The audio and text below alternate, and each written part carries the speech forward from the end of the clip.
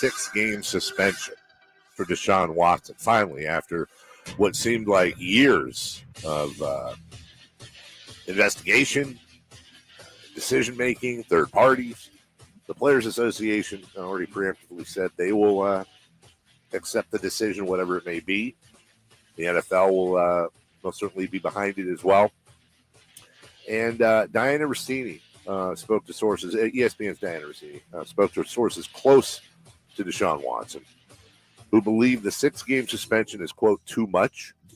They stand by his claim that he did not do anything wrong. However, they do accept this as a fair process with a neutral party hearing the case and making the decision, which this is a difficult conversation for a number of reasons. Number one, we're not talking about sports. We're talking about whether it's sexual harassment, assault, whatever. We're talking about a very serious, off-field, important conversation. This is an important conversation, not who's going to rush for the most yards. This is a real convo, number one, with potential alleged victims.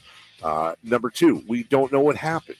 We know that there were several cases. I believe all but one has been settled.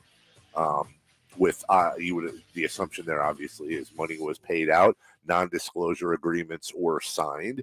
And the question there is, well, okay, if you're paying somebody off, then that means you're guilty. Maybe. There's also many, and this is something rich people do. They would rather pay. I don't know, Jason. Let's say I'm a gajillionaire, and you're mad at me for I stole your lawnmower, and we go to court. And I know there's a stupid analogy. Here's my point.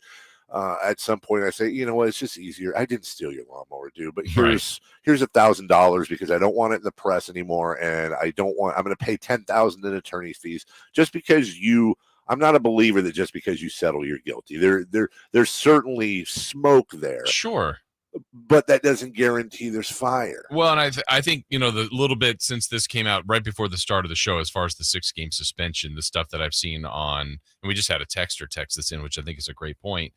The NFL, Dave, I think has always had trouble or been critiqued, I would say fairly, for suspensions that they've handed out. Yes. So what the texters brought up, and I've seen other people mention this on social media, DeShaun Watson, I don't know, was it 25, 30 accusers, whatever, civil lawsuits against him. There was far too many. But Calvin Ridley, I think it was $1,000 in parlays that he was betting. $1,500.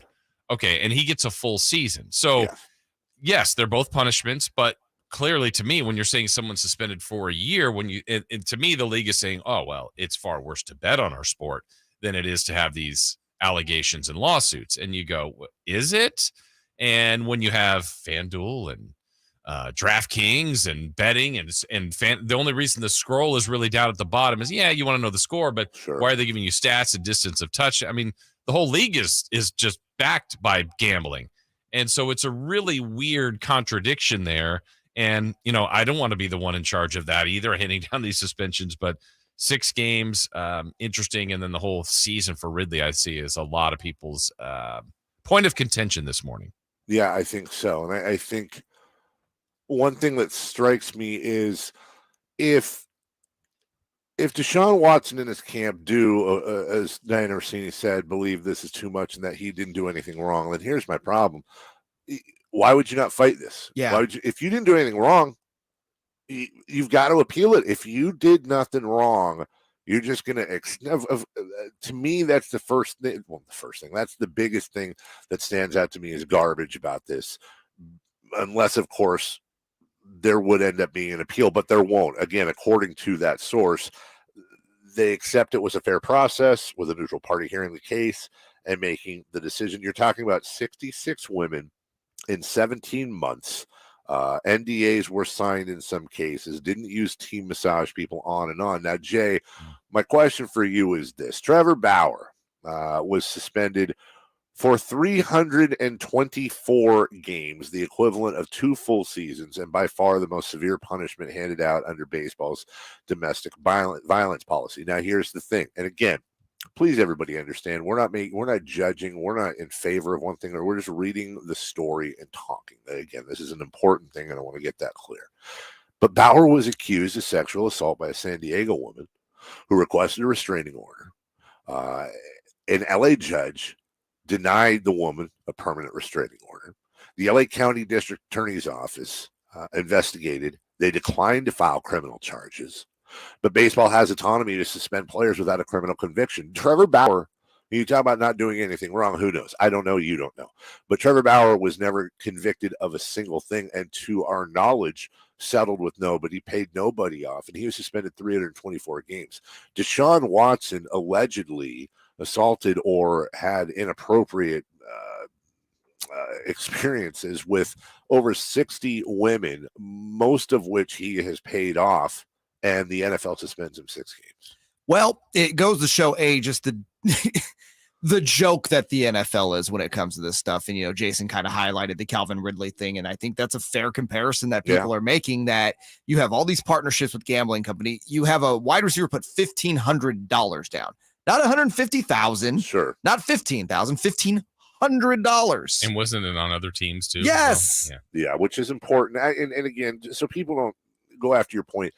I think whether it was $5 or $5,000, gambling is gambling, and I understand there's levels, and it wasn't on him, it wasn't on his team, but to your point, it was gambling, by the way, in a sport that takes hundreds of millions of dollars from casinos and from gambling outfits. And so going back to Bauer, obviously, like you said, we don't know the full details, but I will say this much: while the MLB has the autonomy to suspend however long they want, even without a conviction, if you're suspending a guy for essentially 2 seasons, there's something there. Now, Bauer has appealed.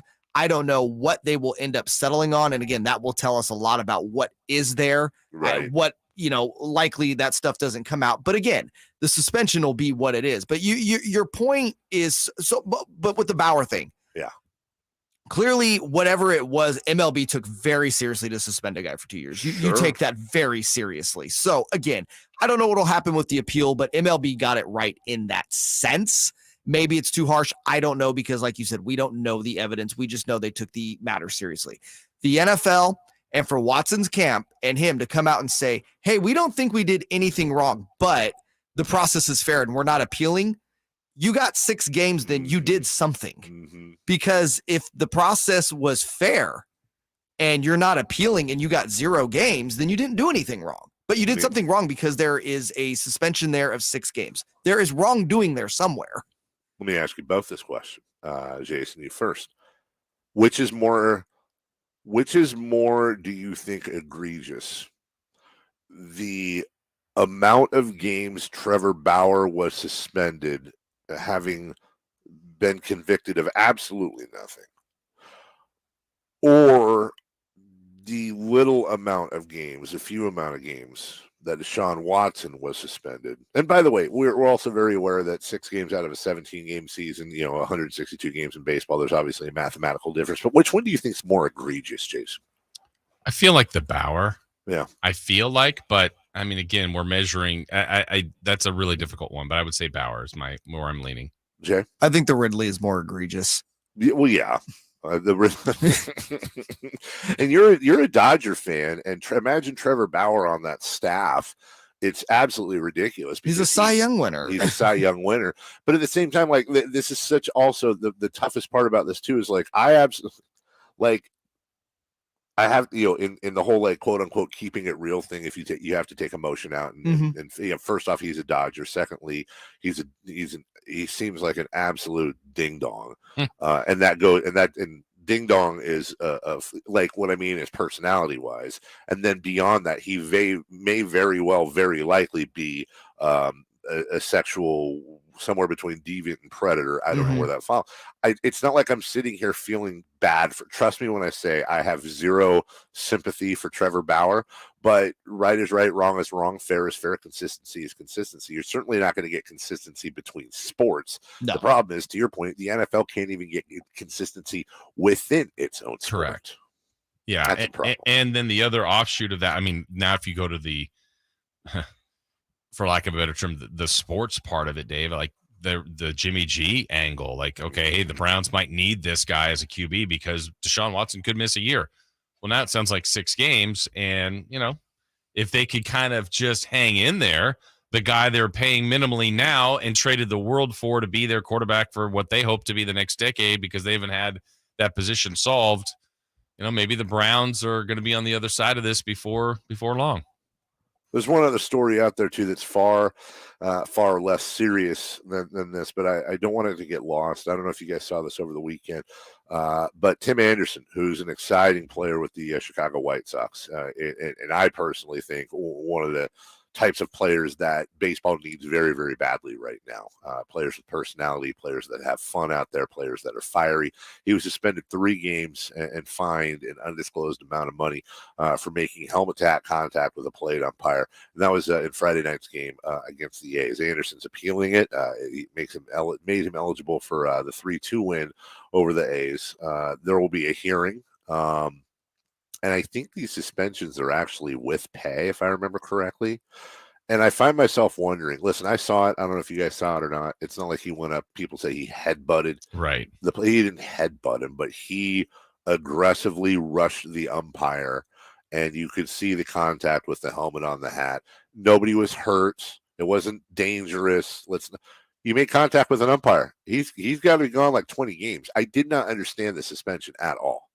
It really stuck out to me, and maybe I'm overreacting, but it's like, dude, you make contact with an umpire in an aggressive way or a referee or there's got to be a no tolerance for that, man. Well, and that's the thing on all these sports. Like, almost like if you just, the one thing I think you could pick it apart, but in the NBA, literally, like, you leave the bench in a fight, you get a game. And I always thought the weird part about that is, like, I could throw a punch at you in a game and I might get a game, maybe 2, but I left the bench and I get a game. But those are the parameters that are set. It's almost no question.